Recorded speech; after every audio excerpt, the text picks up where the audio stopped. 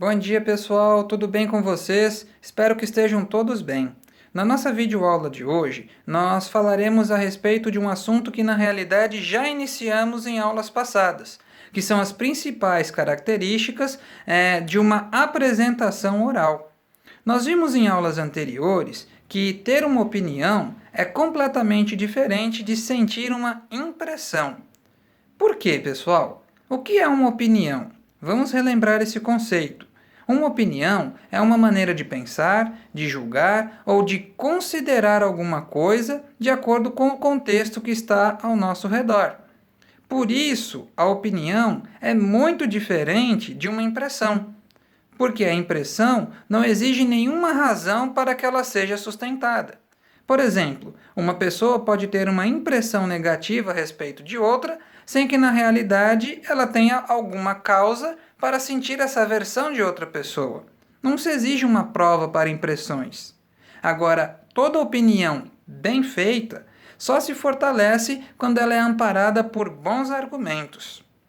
Na aula passada e em aulas anteriores, nós estivemos estudando as principais técnicas de apresentação oral que foram utilizadas ali por uma escritora nigeriana chamada Chimamanda Adichie, nas quais ela revela ali o seu ponto de vista, ou seja, os perigos de nós adotarmos apenas uma única visão para todas as histórias. Na aula de hoje, nós leremos também um texto de opinião, só que agora de um cineasta brasileiro, especializado em retratar as partes mais periféricas do nosso país, conhecidas popularmente como comunidades ou, como alguns chamam, favelas. Vamos ver como esse autor se expressa e quais são as suas principais opiniões a respeito desse assunto. Abra, por favor, o seu livro de língua portuguesa na página 26 e vamos acompanhar juntos o texto intitulado A Periferia nas Redes Sociais. Vamos ler juntos? Diz assim: Um Brasil que até então ouvia falar de si como algo distante, uma abstração, um conceito ora proclamado pelos intelectuais da academia, ora comunicado pela grande mídia, vai aprendendo a usar a tecnologia para falar de si. As vozes que vêm das várias periferias nasceram sob o signo das mudanças econômicas, sociais e estéticas que o país e o mundo viveram nos últimos 15 anos. Essas vozes não estão na primeira página do jornal, nem no telejornal do horário nobre.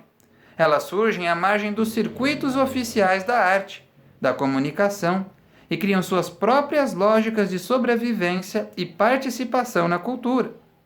As vozes das periferias se espalham pela internet, usando ferramentas como laptops, câmeras digitais, celulares, máquinas fotográficas, programas de computador baixados gratuitamente. Elas se espalham com a velocidade de um vírus. Não aquele que faz mal à saúde do corpo, mas aquele que tem o poder de fazer um bem à sociedade.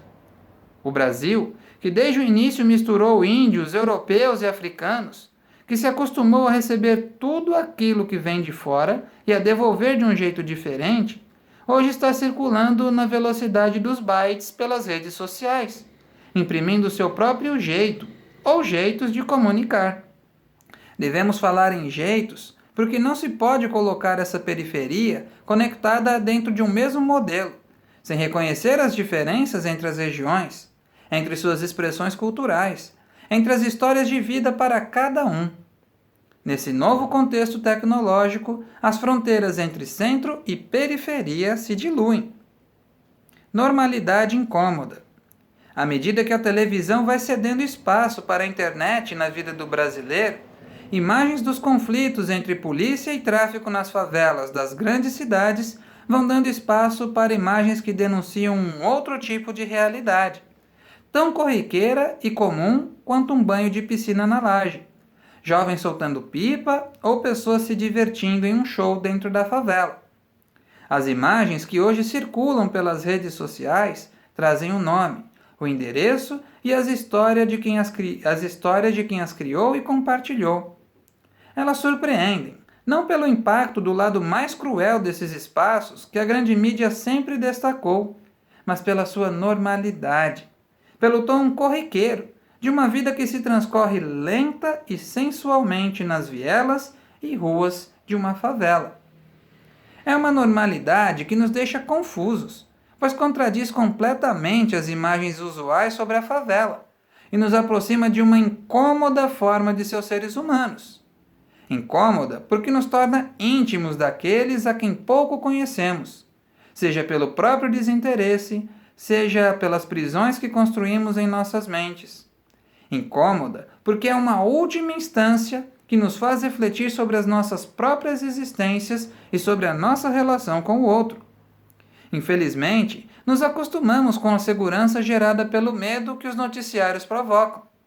Pode parecer um contrassenso, mas o medo, diariamente destilado pelas páginas dos jornais e imagens da televisão, gera uma segurança, porque aponta de forma clara quem é o inimigo, a quem devemos combater para preservarmos nossos bens, nossa família, nossas viagens de fim de semana à casa de praia. O noticiário define um rosto para os fantasmas que nos assustam desde as nossas infâncias e que imaginávamos estar embaixo da cama.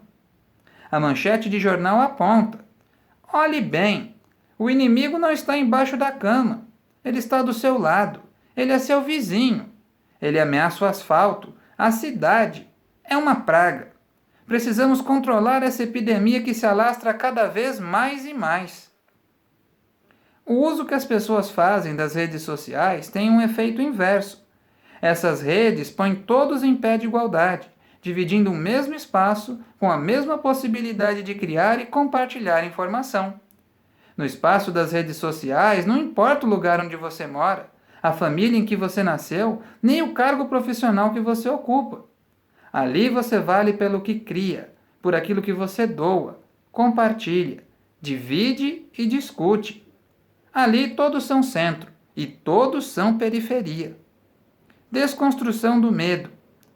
A comunicação de massa foi construindo imagens a partir desse medo ancestral que sentimos, dessa necessidade tão inconsciente de segurança frente aos perigos da vida, sejam eles catástrofes naturais, guerras civis, pitbulls assassinos ou simplesmente o perigo oferecido por nosso vizinho que mora ao lado. No caso da cidade do Rio de Janeiro, por exemplo, os medos precisam ser nomeados, e nada mais confortável do que chamá-los de favela. São essas imagens únicas que a internet vem mudando. Hoje, os moradores dão conta de desconstruir a visão reducionista sobre as favelas, tanto que a imprimir um caráter de violência e carências quanto tão comum na década de 1950, impregnada de um romantismo e ingenuidade. O que o acesso à tecnologia vem fazendo, portanto, é multiplicar as vozes, formar um arco-íris tão colorido quanto possível sob as periferias do Brasil. A dor e a crueldade ainda existem e fazem parte da complexidade da favela, mas não esqueçamos que elas também existem sob outras formas dentro da cidade da qual a favela faz parte. Como nós vimos, o autor expressa certa opinião a respeito de uma mudança de ponto de vista sobre as nossas comunidades carentes, popularmente conhecidas como favelas. Com base na leitura desse texto, nós teremos uma atividade para realizar. Ela será disponibilizada na plataforma UNUI e também estará disponível no Agenda Edu. Eu agradeço então a atenção de vocês. Até a nossa próxima aula.